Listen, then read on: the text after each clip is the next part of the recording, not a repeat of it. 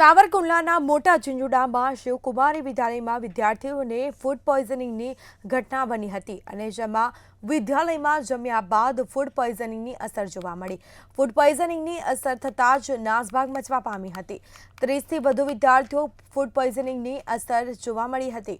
આ સાથે જ 20 જેટલા વિદ્યાર્થીઓને સારવાર અર્થે હોસ્પિટલ લઈ જવામાં આવ્યા।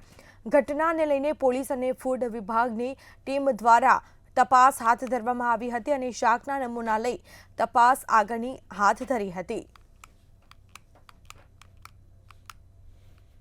छोकराने जम्या पछी आ तकलीफ थई छे पछी शिवकुमारी विद्यालयमां पछी अमे बाळकोने होस्पिટલમાં લઈને આવ્યા છીએ। અત્યારે કેમ છે પરિસ્થિતિ? અત્યારે થોડું રાહત છે। છોકરાને થોડું પેટમાં દુખે છે। આ લોકો બધા છોકરાને લાવ્યા છે એ બધા સારું છે અત્યારે થોડું। લગભગ બપોરે છોકરાએ 110 બાળકોએ કારેલાનું શાક ખાધું હતું। કારેલાનું શાક, રોટલી અને છાશ। એમાંથી છોકરાઓને થોડીક ઉલટીની તકલીફ થઈ ગઈ છે।